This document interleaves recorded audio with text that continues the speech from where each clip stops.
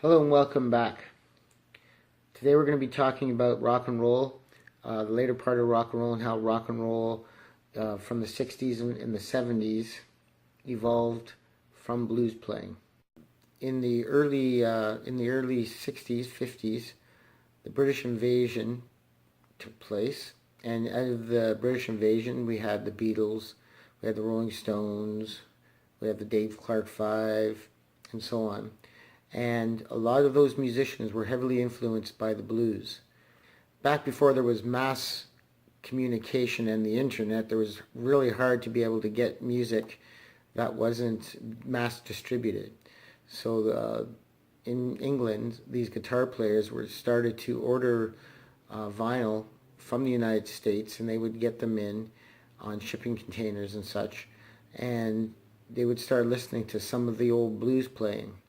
And they really took to it and started emulating that into the rock and roll, and then into the styles of guitar leads that they would put into their songs. Some of these guitar players would be like Eric Clapton, Jimmy Page, Keith Richards was a huge Chuck Berry fan, Pete Townshend.